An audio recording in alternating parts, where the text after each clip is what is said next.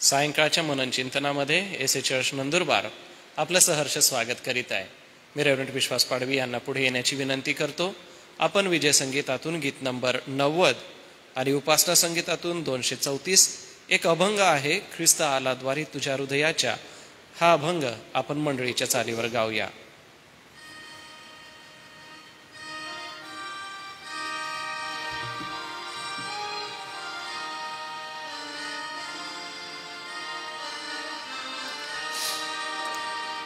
ख्रिस्त आला द्वारी तुझ्या हृदयाच्या, ख्रिस्त आला द्वारी तुझ्या हृदयाच्या. हाके लागे त्याच्या कान दे, हाके लागे त्याच्या कान दे. कान देती त्याशी बोलतो मधुर, कान देती त्याशी बोलतो मधुर. उघड सत्वर द्वार तुझे, उघड सत्वर द्वार तुझे. थकला दमला उभा टाकूनिया, थकला दमला उभा टाकूनिया. वाट पाहुनिया मित्रा तुझी, वाट पाहुनिया मित्रा तुझी. किती वर्ष गेली तुला पाहुनिया, किती वर्ष गेली तुला पाहुनिया. अजूनी कावाया गुंतलासी, अजूनी कावाया गुंतलासी. पातक भाराने नरकी जाशील, पातक भाराने नरकी जाशील. कसा सुटशील सांग माते, कसा सुटशील सांग माते. कारावया तुझा आला तुझ्या दारी, कारावया तुझा आला तुझ्या दारी. म्हणून माघारी लावू नको, म्हणून माघारी लावू नको. ख्रिस्त आला द्वारी तुझ्या हृदयाच्या, ख्रिस्त आला द्वारी तुझ्या हृदयाच्या. हाके लागे त्याच्या कान दे, हाके लागे त्याच्या कान दे. मी पाडवी साहेबांना थांबायची विनंती करतो. दिवसभरासाठी एक आभाराची प्रार्थना करून येणाऱ्या वचनासाठी कृपया आपण सहाय्य मागावं. आमच्या स्वर्गीय जिवंत आणि थोर देव बापा, या सायंकाळी पुन्हा एक वार आम्ही तुझ्या नावाला धन्यवाद देतो प्रभू, तुझी स्तुती करतो. कारण आज दिवसभर प्रभू तू आमचा सांभाळ केलास, आमच्याबरोबर प्रभू तू राहिलास. तुझी कृपा, तुझं संरक्षण आणि सर्व तुझं चांगुलपण प्रभू देव बापा तू आम्हाबरोबर ठेवलंस. आम्हाला तू जगाच्या सर्व प्रकारच्या तापापासून, सर्व प्रकारच्या वाईटापासून, सर्व प्रकारच्या संकटांपासून आणि प्रभुदेव बापा सर्व प्रकारच्या जगिक गोष्टींपासून देखील आमचं तू रक्षण केलंस, आमचा तू सांभाळ केलास प्रभुदेव बापा. या सर्व तुझ्या चांगुलपणाबद्दल आम्ही पुन्हा एकदा तुझ्या नावाला धन्यवाद देतो आणि तुझी स्तुती करतो.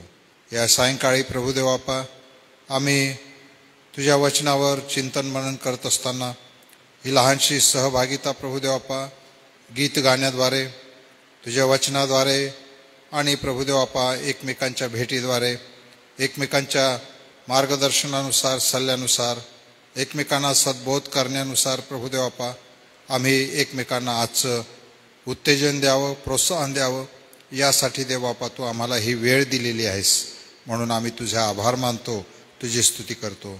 आज पुन्हा एकदा प्रभू यावेळेला आम्ही तुझ्या वचनामध्ये आमचं लक्ष लावत असताना प्रभू, तुझे दास रेव्हरंट अनुप वळवी तुझ्या वचनातून बोलत असताना प्रभू पुन्हा एकदा त्यांना तुझ्या आत्म्याचा स्पर्श कर प्रभू देवापा, आणि खरोखर त्यांच्यापासून येणारं वचन आम्हा सर्वांना पुन्हा एकदा नवीन जीवन, नवीन शक्ती, नवीन प्रेरणा आणि उत्साह देणारं असावं, आणि तुझ्या वचनामध्ये आमचा विश्वास अधिक मजबूत आणि दृढ व्हावा, म्हणून या वचनाद्वारे आम्हा सर्वांना तू आशीर्वादित कर, अशी आम्ही तुला प्रार्थना आणि विनंती करतो.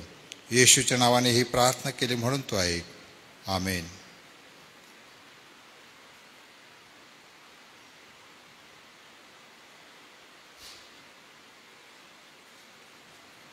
पुन्हा एक वार एका नवीन सप्ताहाला आपण सुरुवात केलेली आहे व या सप्ताहामध्ये देवाच्या पवित्र वचनातून देवाचे प्रियदास आपल्याशी बोलणार आहेत व 40 दिवसामध्ये ज्या 40 महत्त्वपूर्ण घटना घडल्या त्या घडलेल्या घटनांकडे आपल्या सगळ्यांचं लक्ष लावणार आहे. आज जी घटना घडलेली आहे ती मत्तयाच्या 20व्या अध्यायामध्ये आहे. मत्तेकृष्ण वर्तमान अध्याय 20 आपण काढू व या 20व्या अध्यायामध्ये वचन 20 पासून वचन 28 जे आहे ते मी आपणासाठी वाचतो. ऐहिक सन्मानाप्रित्यर्थ केलेली एक विनंती आहे, आणि ही जी विनंती आहे ती जब्दीच्या मुलांच्या आईने त्यांच्यासाठी केलेली आहे. म्हणजेच ही जी विनंती आहे ती विनंती अशा प्रकारची आहे की त्या विनंतीच्या द्वारे जणू काय जगिक मान सन्मान जो आहे तो दाखवण्याचा किंवा बघण्याचा प्रयत्न केला जातो. तेव्हा जब्दीच्या मुलांच्या आईने आपल्या मुलांसह त्याच्याकडे येऊन त्याच्या पाया पडून त्याच्याजवळ काही मागितले. त्याने तिला म्हटले, तुला काय पाहिजे? ती त्याला म्हणाली, तुमच्या राज्यात ह्या माझ्या 2 मुलातील एकाने तुमच्या उजवीकडे व एकाने डावीकडे बसावे अशी आज्ञा करा. येशू म्हणाला, तुम्ही काय मागता हे तुम्हाला समजत नाही. जो प्याला मी पिणार आहे तो तुम्हाला पिता येईल काय? ते त्याला म्हणाले, पिता येईल. त्याने त्यास म्हटले, माझा प्याला तुम्ही प्याल खरा, पण माझ्या उजवीकडे व माझ्या डावीकडे बसण्याचा अधिकार देणे माझ्याकडे नाही. तर तुमच्यासाठी माझ्या पित्याने हा सिद्ध केला, तर ज्यांच्यासाठी माझ्या पित्याने हा सिद्ध केला त्यांच्यासाठी तो आहे. ही गोष्ट ऐकून 10 शिष्यास त्या 2 भावांचा राग आला, खरे मोठेपण. पण येशूने त्यास बोलावून म्हटले, परराष्ट्रीयांवर त्यांचे अधिपती प्रभुत्व चालवितात व मोठे लोकही अधिकार करीतात, हे तुम्हास ठाऊक आहे. तसे तुम्हामध्ये नाही. तर जो कोणी तुम्हामध्ये श्रेष्ठ होऊ पाहतो तो तुमचा सेवक होईल, आणि जो कोणी तुम्हामध्ये पहिला होऊ पाहतो तो तुमचा दास होईल. याप्रमाणे मनुष्याचा पुत्र सेवा करून घ्यावयास नाही, तर सेवा करावयास व पुष्कळांच्या खंडणीसाठी आपला प्राण अर्पण करण्यास आला आहे. देवबापी वचने आशीर्वादित करो. प्रियजन हो, जब्दीच्या या लेकरांकडे बघितलं तर एक गोष्ट आम्हाला पाहायला मिळते की त्यांची आई प्रभू येशू ख्रिस्ताकडे येऊन एक विनंती करते व राज्यामध्ये एकाने उजवीकडे एकाने डावीकडे बसावं असं ती मागते. प्रभू येशू म्हणतो की जो प्याला मी पिणार आहे तो पिवणार नाही, आणि ते मोठी हिंमत करून म्हणतात की आमच्याने तो पिवेल. पुढे येशू म्हणतो की हा अधिकार माझ्याकडे नाही, की त्याने ज्यांना नेमलेला आहे त्यांना आहे. पण खरं पाहिलं असता या सगळ्या गोष्टींचं सार आम्हाला या शेवटल्या वचनामध्ये पाहायला मिळतं. ते म्हणजे प्रभू येशू ख्रिस्त सेवा करण्यासाठी या जगात आला, सेवा करून घेण्यासाठी नाही.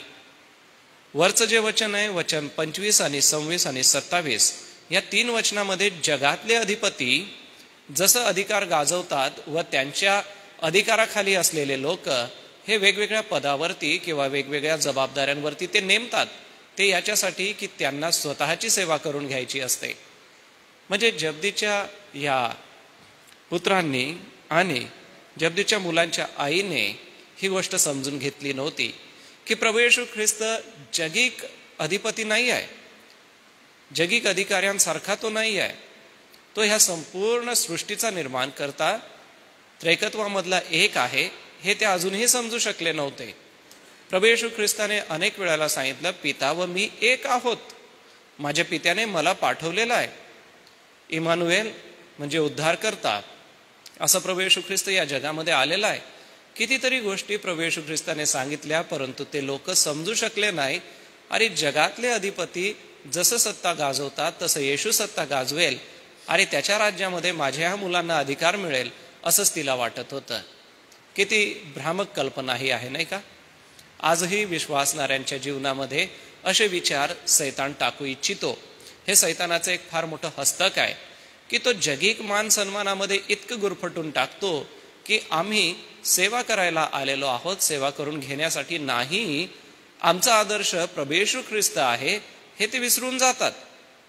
ख्रिस्ताने कधी स्वतःची सेवा करून घेतली नाही. तो सदैव सेवेसाठी तत्पर आणि सेवेसाठी उपलब्ध असा होता. प्रभू येशू ख्रिस्ताच्या सेवा कार्याकडे पाहिलं असता आम्हाला सेवा कार्यात तो इतका मग्न झालेला दिसतो की देवपित्याच्या इच्छेप्रमाणे करणं हेच माझं अन्न आहे असं तो म्हणतो. एवढंच नव्हे तर तो सेवेमध्ये इतका थकून जातो की नावेमध्ये सुद्धा पडल्या पडल्या तो झोपून जातो. प्रभू येशू ख्रिस्त इतका विवळ होऊन प्रार्थना करतो की जणू काही रक्ताचे थेंब गळावे असा त्याचा घाम जमिनीवर गळतो. बघा प्रभू येशू ख्रिस्ताची सेवा काय आहे आणि लोक त्याला कशा रीतीने समजून घेत आहेत. याचा अर्थ प्रभू येशू ख्रिस्ताने स्वतःला लोकांसमोर जसं सादर केलं ते देवपित्याच्या दृष्टिकोनाने सादर केलं, समाजाला समजेल असं सादर केलं. परंतु स्वीकारणाऱ्यांनी त्याला कसं स्वीकारलं? जसं या जब्दीच्या मुलांच्या आईने प्रभू येशू ख्रिस्ताला एक अधिकारी आहे आणि त्याच्या अधिकारामध्ये माझी मुलं मोठ्या पदावरती राहतील असंच तिला वाटलं. म्हणजे काहीतरी लाभ मिळतोय म्हणून त्यांना प्रभू येशू ख्रिस्त हवा होता, काहीतरी सत्ता अधिकार मिळतोय म्हणून त्यांना प्रभू येशू ख्रिस्त हवा होता. प्रियजनो, कसल्याही प्रकारची सत्ता आणि अधिकार मिळावा म्हणून प्रभू येशू ख्रिस्ताला आपलंसं करू नका. प्रभू येशू ख्रिस्त म्हणतो की खोकडास बिळे, परंतु मला डोकं टेकवावयास जागा नाहीये. एका अभ्यासकाने असं म्हटलंय की प्रभू येशू ख्रिस्त ज्या वधस्तंभावर गेला तो वधस्तंभही त्याचा नव्हता, दुसऱ्याचा होता. प्रभू येशू ख्रिस्त जे वस्त्र घालीत असे, सलोमे, मरिया आणि इतर ज्या स्त्रिया होत्या त्या आपल्या पैशाअडक्याने त्याची सेवा करत असत. तर त्या ज्या विणलेला झगा असे ते त्याला देत असे, म्हणजे त्याचे वस्त्र सुद्धा त्याचे स्वतःचे नव्हते. प्रभू येशू ख्रिस्ताने 5 भाकरी आणि 2 माशाचा चमत्कार केला, त्याही त्याच्या स्वतःच्या नव्हत्या, लहान लेकराच्या होत्या. प्रभू येशू ख्रिस्ताने ज्या होडीमध्ये उभं राहून उपदेश दिले व लोकांना शिकवलं ती होडी सुद्धा त्याची स्वतःची नव्हती. ज्या कबरेमध्ये प्रभू येशू ख्रिस्ताला ठेवलं ती कबर पण त्याची स्वतःची नव्हती, ती दुसऱ्याची होती जी प्रभू येशू ख्रिस्ताला मिळाली. बघा त्यागाचं किती मोठं उदाहरण. प्रभू येशू ख्रिस्ताचं स्वतःचं असं काही नव्हतं. म्हणजे तो या जगामध्ये राज्य स्थापन करायला आला नव्हता, तर तो देवपित्याची इच्छा पूर्ण करायला आला होता. परंतु ह्या जब्दीच्या मुलांच्या आईने ही गोष्ट समजून घेतली नाही की प्रभू येशू ख्रिस्त सेवा करायला आलाय, सेवा करून घ्यायला नाही. आमचा आदर्श गुरु आमचा प्रभू येशू ख्रिस्त किती लीन, किती नम्र व किती साधा भोळा स्वभावाने आपलं जीवन जगणारा. आम्ही त्याचे उपासक म्हणून त्याच्या चरणापाशी येत असताना आमचा आदर्श जसा प्रभू येशू ख्रिस्त आहे तसं त्या आदर्शाप्रमाणे आपण जीवन जगलं पाहिजे नाही का? या ठिकाणी ते प्रभू येशू ख्रिस्ताचा आदर्श स्वीकारून जगतच नव्हते. खरं पाहिलं असतं 2 दृष्टिकोन आहे. प्रभू येशू ख्रिस्त सेवा करायचा दृष्टिकोनाने या जगात आला. शिष्य आणि त्या समुदायात असलेले लोक वेगळ्या दृष्टिकोनाने येशूकडे बघत होते की येशूच्या द्वारे आम्हाला रोमी सत्तेतून सुटका मिळेल. यहुदा इस्कारियोताने का फितुरी केली? एकच कारण होतं की प्रभू येशू ख्रिस्त राज्य काय स्थापन करीत नाहीये. प्रभू येशू ख्रिस्त रोमी सत्तेला काही आव्हान देतच नाहीये. प्रभू येशू ख्रिस्त रोमी लोकांच्या तावडीतून तर आम्हाला काही सोडवतच नाहीये. हा तर गोरगरीब लोकांच्या मदतीला जातो, देवाच्या गोष्टी सांगतो आणि प्रार्थना करतो, स्पर्श करतो, लोकांना आरोग्य देतो. आम्हाला हा नकोय. माझी फसगत झाली असंच यहुदा इस्कारियोताला वाटलं आणि इस्कारियोती पंथा जो होता तो पंथ प्रभू येशू ख्रिस्ताला एवढंच मानत असे की हा आम्हाला रोमी लोकांपासून सोडवणार आहे, कारण इस्कारियोती पंथाचं रोमी लोकांसंगती वैर होतं. रोमी लोकांच्या सत्तेतून आम्ही बाहेर निघावं ह्याच्यासाठी प्रभू येशू ख्रिस्ताला त्यांनी एक चेहरा म्हणून समोर ठेवलेलं होतं व ह्याच्या माध्यमाने आम्ही रोमी लोकांपासून सुटका घेऊ असंच त्यांना वाटत होतं. आमची गुलामगिरी किंवा आमचं जे राज्य स्थापित झालेलं आहे त्या राज्यावरती रोमी लोकांना हाकलण्याचं काम जे आहे ते येशू ख्रिस्त करेल हे विचार त्याच्या मनात होते. प्रियजनो, कितीतरी दृष्टिकोन आहे नाही का? मग आज आपण कोणता दृष्टिकोन घेऊन प्रभू येशू ख्रिस्ताकडे आलेले आहात? प्रभू येशू ख्रिस्त मला आरोग्य देईल, प्रभू येशू ख्रिस्त मला बरकत देईल, प्रभू येशू ख्रिस्त मला आणि माझ्या घराला सांभाळेल, माझ्या आरोग्याला सांभाळेल, माझ्या लेकरांना सांभाळेल, हा दृष्टिकोन ठेवू नका. प्रभू येशू ख्रिस्त सेवा करण्यासाठी आला, सेवा करून घेण्यासाठी नाही. या ठिकाणी ह्यांचं हेच चुकलं की राज्यातला अधिकार डावी आणि उजवीकडे बसणे ह्याच्या मागे गंभीर अर्थ आहे. हा अधिकाराचा अर्थ आहे. कारण रोमी सत्तेकडे पाहिलं, ग्रीक साम्राज्याकडे पाहिलं किंवा त्या काळाच्या राज्यव्यवस्थेकडे पाहिलं तर जो प्रमुख व्यक्ती असे त्याच्या खालोखाल त्याच्या उजवीकडे बसणारा व्यक्ती असे व त्याच्या खालोखाल त्याच्या डावीकडे बसणारा असे. आणि म्हणूनच हा अमुक राईट हँड आहे, हा लेफ्ट हँड आहे, ही सांगण्याची जी पद्धत आली ती पद्धत फार जुन्या काळापासून आहे. प्रभू येशू ख्रिस्त कोणाला आपला राईट हँड कोणाला आपला लेफ्ट हँड बनवण्यासाठी या जगात आलेला नव्हता. तो जसा लीन होता, नम्र होता, ती लीनता आणि नम्रता तो ती समाजाला शिकवण्यासाठी प्रभू येशू ख्रिस्त या जगात आला आणि प्रभू येशू ख्रिस्ताने ती लीनता नम्रता शिकवली. आज आपला दृष्टिकोन बदला. प्रभू येशू ख्रिस्ताकडे कोणत्या दृष्टीने आपण बघत आहात? तो जसा लीन होता, नम्र होता, स्वतःचं असं त्याने काहीच ठेवलं नाही, ती नम्रता आपण शिका. दुसरी गोष्ट जर बघायची झाली तर आम्हाला त्याचं जे प्रभुत्व आहे, त्याचं जे स्वामित्व आहे, त्याचा जो अधिकार आहे, त्या अधिकारातला फरक आम्हाला या ठिकाणी दिसतो. जगिक अधिकारी किंवा जगिक साम्राज्य जे आहे ते सत्ता गाजवणार आहे, परंतु येशूचं प्रभुत्व जे आहे ते सेवा करणारं आहे. आज हाच एक मोठा फरक जगातल्या लोकांमध्ये आणि प्रभू येशू ख्रिस्तामध्ये दिसून येतो. ते म्हणजे सत्ता मिळवण्यासाठी प्रभू येशू ख्रिस्ताने हे केलं नाही, तर येशूने जी सेवा केली ती सेवेसाठी म्हणून केली, देवपित्याच्या इच्छेला पूर्ण करण्यासाठी केली. सत्ता अधिकार प्रभूने स्वतःकडे ठेवला नाही, तर त्याने इतरांचं भलं केलं, इतरांच्या भल्यासाठी, इतरांच्या मदतीसाठी प्रभू येशू ख्रिस्ताने सेवा केली आणि काम केलं. तिसरी महत्वाची गोष्ट या घटनेकडे बघताना आम्हाला असं दिसून येतं ती म्हणजे खरं महानपण कशामध्ये आहे? तर खरं महानपण हे सेवा करण्यामध्ये आहे, सेवा करून घेण्यामध्ये नाही. आज जगिक अनेक लोकांकडे ज्या वेळेला आम्ही पाहतो त्यांच्याकडे असलेली शान शौकत, त्यांच्या मागे असलेला फॉलोअर्स किंवा लोकांचा जमाव, त्यांच्या मदतीसाठी धावून येणारे लोक आणि त्यांना मिळणारी सर्व प्रकारची राजेशाही सोय किंवा ज्याला आपण असं म्हणूया ट्रीटमेंट किंवा त्या पद्धत किंवा त्या मिळणाऱ्या ज्या गोष्टी आहे, प्रभूने ते केलं नाही. प्रभूच्या जीवनामधून आम्हाला ते कधीच दिसून येत नाही. तर सेवक बनण्यासाठी कसं असलं पाहिजे त्याचे धडे आम्हाला या ठिकाणी पाहायला मिळतात. की तो म्हणतो की तो अधिकार माझा पण नाही आहे, तो देवपित्याचा अधिकार आहे. अरे वधस्तंभावरती मी जाणार आहे हे त्याने स्पष्ट सांगितलेलं आहे. आपण परवाच्या दिवशीच त्याबद्दल ऐकलं आणि कालच्या वचनामध्ये देखील रविवारच्या उपदेशामध्ये आपण ऐकलं की प्रभू येशू ख्रिस्ताने आपल्या मरणाची भविष्यवाणी केलेली आहे, तिसऱ्यांदा भविष्यवाणी केलेली आहे. मग एवढं सगळं समजत असून सुद्धा त्यांचं लक्ष सत्ता अधिकाराकडे होतं, मोठेपणाकडे होतं. प्रभू येशू ख्रिस्त सेवक बनत आहे आणि खरं महानपण हे सेवक बनण्यामध्ये आहे, खरं मोठेपण हे सेवक बनण्यामध्ये आहे, कोणाला आपली सेवा करू देण्यामध्ये नाही आहे. बघा, जगामध्ये आज वेगवेगळे शिक्षण दिले जातील, परंतु जगाच्या शिक्षणापेक्षा आम्हाला प्रभू येशू ख्रिस्ताचं जे शिक्षण आहे ते घेणं गरजेचं आहे. कारण त्या शिक्षणामध्ये आम्हाला असं दिसून येतं की आम्ही आमचं मोठंपण सेवा करून दाखवण्यामध्ये आहे. इतरांच्या मदतीसाठी आपण सदैव तयार असलं पाहिजे. जर आम्ही कोणाला मदत करतो तर आम्ही कमी होत नाही किंवा लहान होत नाही. आम्ही जितकी मदत करतो, जितकं सेवक लीन आणि नम्र राहतो, तितकं आम्ही प्रभूचा गौरव करत असतो. म्हणून प्रियजन हो, आमचा प्रभू जसं इतरांची सेवा करीत असे तसं आपण पण सेवा करूया. अजून एक गोष्ट यामध्ये आम्हाला पाहायला मिळते, ती वचन 28 मध्ये आहे.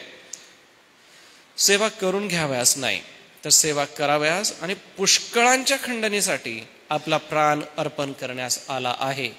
पुष्कळांच्या खंडणीसाठी त्याने आपलं बलिदान दिलं.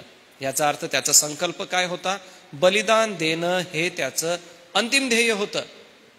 या जगामध्ये येण्याचं अंतिम ध्येय प्रभू येशू ख्रिस्ताचं किंवा त्याच्या संपूर्ण सेवेला जर आपण केंद्रबिंदू काढला तर काय केंद्रबिंदू निघतो प्रभू येशू ख्रिस्ताच्या सेवेचा? तर बलिदान देणं.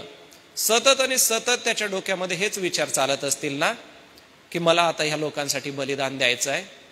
ज्या वेळेला पाण्याचा द्राक्षरस केला, ज्या वेळेला 5 भाकरी आणि 2 मासे खाऊ घातले, ज्या वेळेला विधवेचा मुलगा जिवंत केला, ज्या वेळेला लोकसमुदाय त्याने पाहिला आणि मेंढपाळ नसलेल्या मेंढराप्रमाणे ते इकडं तिकडं भटकत आहे हे त्याने पाहिलं, त्यावेळेला त्याला किती मनामध्ये लागलं असेल की थोड्या वेळानंतर मी या लोकांसाठी बलिदान जाणार आहे, मी या लोकांसाठी बलिदान देणार आहे. 10 कुष्ठरोगी बरे झाले, एकच आभार मानायला आला. येशूला कसं वाटलं असेल की मला ह्यांच्यासाठी बलिदान करावं लागत आहे का? मला ह्यांच्यासाठी वधस्तंभावर जायचं आहे का? जे कसल्याही प्रकारचा आभार मानायला आले नाही, देवाची उपकार स्तुती करायला आले नाही, याचकांना दाखवायला गेले आणि सरळ निघून गेले. प्रियजन हो, आम्हाला प्रभू येशू ख्रिस्ताचा संकल्प यातून दिसून येतो. प्रभू येशू ख्रिस्ताचं अंतिम ध्येय आम्हाला दिसून येतं. मग ख्रिस्ती व्यक्ती या नात्याने तुमचा आणि माझा संकल्प काय आहे? येशूचा संकल्प होतं मला बलिदान द्यायचं आहे आणि मला लोकांची सेवा करायची आहे. मला स्वतःची सेवा करून घ्यायची नाही आहे, तर मला लोकांची सेवा करायची आहे व या लोकांसाठी मला बलिदान द्यायचं आहे. कारण की त्याच्या बलिदानाने, त्याचंच प्राण अर्पण करण्याच्या द्वारे लोकांना सार्वकालिक जीवन मिळणार होतं व हाच लोकसमुदाय सदा सर्व काळ सार्वकालिक जीवनासाठी प्रभू येशू ख्रिस्तासंगती राहणार होता. मग एवढं सगळं करत असताना त्याचा संकल्प, त्याचा हेतू आणि त्याचा उद्देश आम्हाला हाच दिसून येतो की प्रभू येशू ख्रिस्त स्वतःला लीन करतो. शेवटला उद्देश आम्हाला पाहायला मिळतो की आध्यात्मिक दृष्टिकोन आणि सामाजिक दृष्टिकोन. बघा, येशूचा आध्यात्मिक दृष्टिकोन काय आहे? या लोकांचं तारण व्हावं. आणि येशूचा सामाजिक दृष्टिकोन काय आहे? की या लोकांनी स्वतःची परिस्थिती बदलून सार्वकालिक जीवनाचे वाटेकरी व्हावं.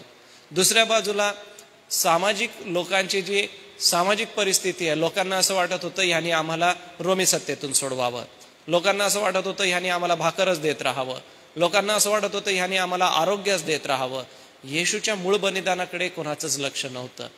येशूने मरावं नाही असंच अनेकांना वाटत असावं, कारण की त्यांना भाकर मिळत होती, त्यांना देवराज्याच्या सुंदर सुंदर गोष्टी ऐकायला मिळत होत्या आणि त्यांचा वेळ प्रभू येशू ख्रिस्तामध्ये फार चांगला जात होता.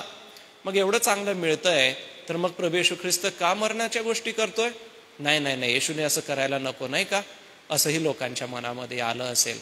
तर म्हणून सामाजिक दृष्टिकोन आणि आध्यात्मिक दृष्टिकोन. आज आपण सामाजिक दृष्टिकोनाने प्रभू येशू ख्रिस्ताकडे जर बघत असाल तर आपण हेच बघू शकता की तो चांगला होता, चांगल्या गोष्टी शिकवत होता, प्रीतीची शिकवण त्याने दिली, जगासाठी त्याने आपला प्राण अर्पण केला. हेच आपले सामाजिक दृष्टिकोन आहे. परंतु आपला आत्मिक दृष्टिकोन काय आहे?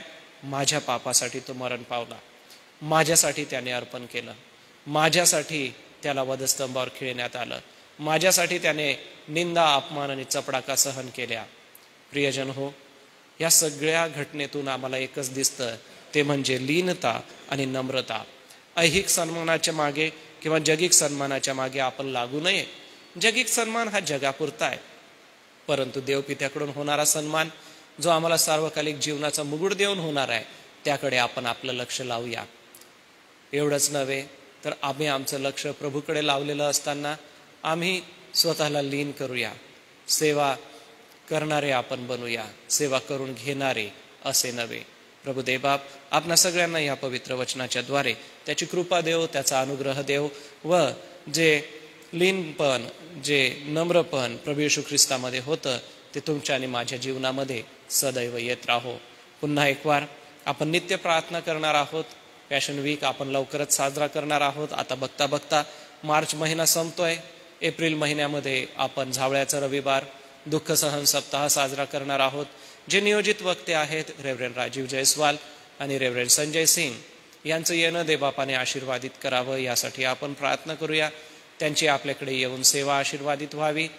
यासोबतच बाप्तिस्मा वर्गाचे विद्यार्थी आहे, त्यांनी प्रभू येशू ख्रिस्ताला स्वीकारून मंडळीसमोर बाप्तिस्मा घेऊन प्रभूला पत्करावं, त्यांच्या मनाची तयारी व्हावी यासाठी आपण बाप्तिस्म्याच्या विद्यार्थ्यांसाठी प्रार्थना करूया. नवीन शैक्षणिक वर्ष जे आहे ते उद्यापासून सुरू होत आहे. तर नवीन शैक्षणिक वर्षाच्या ज्या सर्व धोरणांना आपण प्रभूच्या हातामध्ये ठेवणार आहोत व आपल्या शाळांना देवबापाने आशीर्वादित करावं यासाठी आपण प्रार्थना करूया. SAMच्या विविध क्षेत्रातली जी बांधकामं आहेत, मग ती कॉम्प्लेक्सची बांधकामं असो किंवा इतर स्टेशनवरती असलेली जी बांधकामं आहेत ती देवबाप आशीर्वादित करो यासाठी आपण प्रार्थना करूया.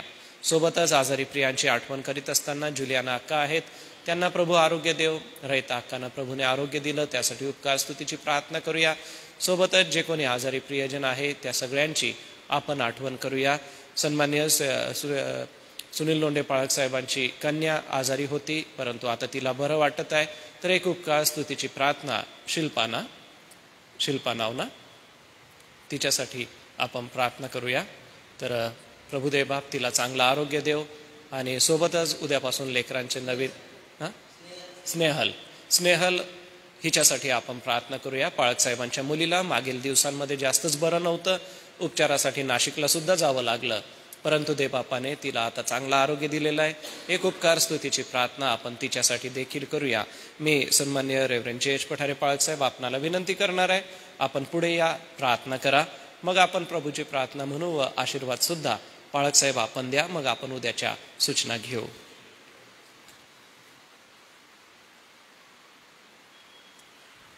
प्रार्थना करू आपण. प्रेमळ पिते, आम्ही मनापासून धन्यवाद देतो. या लेनच्या समयामध्ये उपवास आणि प्रार्थना सर्व मंडळांमध्ये होत असताना आम्ही देखील प्रभू ज्या ज्या घटना घडलेल्या आहेत तुझ्या आयुष्यामध्ये, त्या प्रत्येक घटनेचं आम्ही रोज प्रभू मनन करत असताना त्यामधून जे आत्मिक धडे आहेत ते तू आम्हाला शिकवतोस. आम्ही तुझ्या नावाला धन्यवाद देतो. आज सायंकाळच्या मननात तुझ्या दासाने प्रभू ऐक सन्माना प्रित्यर्थ ज्या स्त्रीने प्रभू तुझ्याकडे विनवणी केली, ती कोणी परकी स्त्री नव्हती, तुझी मावशी प्रभू मरियेची बहीण सलोमी, जब्दीला जे पुत्र होते याकूब आणि योहान. आम्ही तुझा आभार मानतो, कारण जे अति जवळ तुझ्या राहत होते ते देखील प्रभू तुला ओळखू शकले नाही, जाणू शकले नाही. त्यांचं जगातलं आणि हे या जगातल्या वैभवी राज्याचंच ते विचार करत होते. प्रभू तू त्यांच्यासाठी किती स्पष्टीकरण दिलं आणि जे आत्मिक धडे तू शिकवले ते आज आम्हाला देखील गरजेचे आहे. कारण आमचा प्रभू या जगाचं राज्य स्थापन कराव्यासाठी नाही, तर या जगामध्ये त्याच्या येण्याचा उद्देश त्याने सांगितला की मनुष्याचा पुत्र या जगामध्ये सेवा करून घ्याव्यासाठी नाही, तर सेवा कराव्यासाठी आणि बहुतेकांच्यासाठी मराव्यासाठी तो आलेला आहे. प्रभू तुझं दुःख सहन त्या संबंधाने आम्ही विचार करत असताना तू अगोदर भविष्य कथन केलं की मला मरावं लागणार आहे, मला धरून दिलं जाईल, माझे हाल केले जातील, तरी पण त्यांचे डोळे उघडले नाही. प्रभू आज आम्ही या काळामध्ये राहणारे जे विश्वासणारे आहोत, आम्ही तर कितीतरी पलीकडचे आहोत, परंतु आम्ही देखील प्रभू या जगामध्ये या स्वार्थी वृत्तीने कदाचित तुझ्या मागे चालत असताना आम्हाला देखील अजून त्या आशीर्वादाची कल्पना नाही. कारण प्रभू तुझ्या राज्यामध्ये तुझ्या वैभवामध्ये तू आम्हाला जे पद देशील, जे काय अधिकार देशील किंवा जो काय मान सन्मान करशील तो स्वर्गीय पिता देणार आहे. आणि म्हणून प्रभू आम्ही या जगातल्या गोष्टींसाठी आम्ही न धडपडता आम्ही वरील गोष्टी मिळवण्यासाठी प्रभू पौलासारखा तो पण जिंकण्यासाठी आम्ही धावावं, तुझ्यासारखी सेवा करावं आणि तुझ्यासाठी प्रभू इतरांच्यासाठी झटावं असा अनुग्रह तू आमच्यावर होऊ दे. प्रभू हे जे मनन आमच्यासाठी आशीर्वादित केलं तुझा आभार मानतो. आज आम्ही नित्याच्या प्रार्थना तुझ्या समोर सादर करत असताना 10वी 12वीच्या परीक्षा संपलेल्या आहेत, प्रायमरीच्याही संपलेल्या आहेत. आता वरिष्ठ वर्गांमध्ये कॉलेजेसच्या परीक्षा सुरू होतील आणि ज्या राहिलेल्या प्रभू हायस्कूलच्या परीक्षा आहेत त्याही होणार आहेत. आम्ही प्रार्थना करतो या कडक उष्णतेमध्ये या सर्व परीक्षार्थींना तुझी कृपा आणि वरून येणारं ज्ञान दे आणि त्यांच्या परीक्षेमध्ये अभ्यास करून प्रभू ते पेपर लिहित असताना त्यांना लागणारी कृपा पुरव आणि प्रभू सर्वांना यशस्वी कर ही आमची प्रार्थना आहे. आम्ही तुला धन्यवाद देतो प्रभू, ज्या बहिणींना तू आरोग्य दिलं, रयताकांबद्दल, जुलियानाबद्दल आणि विशेषतः स्नेहलबद्दल तुला धन्यवाद देतो प्रभू. या सर्वांना तू आरोग्य दिलंस, त्यांच्यासाठी आमच्या प्रार्थना तू ऐकल्या, तुझे आभार मानतो. आम्ही पुन्हा एक वार प्रार्थना करतो की या दुःख सणाच्या समयामध्ये प्रभू आम्हाला संपूर्ण सप्ताहभर प्रभू त्या तुझ्या दुःख सणाचा आम्ही विचार करत असताना जे तुझे दास राजू जयस्वाल आणि संजय सिंग येथील प्रभू या दोन्ही दासांचं आमच्यामध्ये येणं आशीर्वादाचं होते. आणि जे काही प्रभू तू वचन त्यांच्या मुखामध्ये घालशील ते आमच्या मंडळीसाठी आत्माने जीवन होते. आणि या दासांच्या येण्याने तू आम्हा सर्वांची भेट घे प्रभू. आज आम्ही प्रार्थना करतो आमच्या SMच्या सेवा कार्याबद्दल प्रभू. आतापर्यंत अनेक कामामध्ये तू आशीर्वाद दिलास, सर्व गोष्टींचा पुरवठा केला. आणि पुन्हा जे काही कामं हाती घेतलेले आहेत, शॉपिंगचे असो किंवा धुळ्याला होणाऱ्या इंग्लिश मिडियमच्या शाळेच्या इमारतीचं काम, आणि प्रभू जे काही भविष्यामध्ये आणखीन कामं हाती घेतले जातील ते सिद्धी जाऊ दे, त्यासाठी लागणारा पुरवठा कर. आणि देवा तुझ्या आशीर्वादाचा वर्षाव कर आणि हे कार्य अधिक वृद्धिंगत होते. मान्य एक्झिक्युटिव्ह डायरेक्टर राजेश वळवे यांचं सहाय्य कर आणि त्यांना आत्मिक मार्गदर्शन तुझी कृपा पुरव. आम्ही पुन्हा एक वार प्रार्थना करतो या सायंकाळी या मन्नामध्ये जोडले गेलेले ऑनलाईन जे तुझे दास आहेत त्या सर्वांनाही तू आशीर्वाद दे. आणि नित्यनियमाने आम्ही एकत्र येऊन हे मनन करत असताना, प्रार्थना करत असताना तू आमच्या नित्य प्रार्थना ऐकतोस. तुझ्या नावाला धन्यवाद देतो. म्हणून आज सायंकाळच्या मन्नाबद्दल तुझ्या दासाबद्दल आम्ही धन्यवाद देत ही प्रार्थना येशूच्या नावाने करतो म्हणून तू ऐक. आमेन. हे आमच्या स्वर्गातील पित्या, तुझे नाम पवित्र मानले जाओ, तुझे राज्य येऊ, जसे स्वर्गात तसे पृथ्वीवरही तुझ्या इच्छेप्रमाणे हो. आमची रोजची भाकर आज आम्हाच दे, आणि जसे आम्ही आमच्या ऋणास ऋण सोडतो तसेच तू आमच्या ऋणांपासून सोड. आणि आम्हास परीक्षेत आणू नकोस, तर आम्हा सर्व वाटापासून सोडी. कारण की राज्य, सामर्थ्य आणि गौरव ही सर्व काळ तुझीच आहे.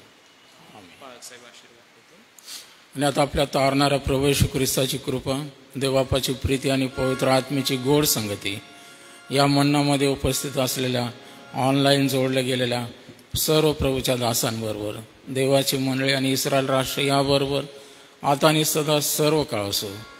आमेन. ख्रिस्त पवित्र शांती सत्प्रीती शोभा सौंदर्य माझी जीवनी येशू पवित्र तू शुद्ध मज करी तुझे सौंदर्य दिसो या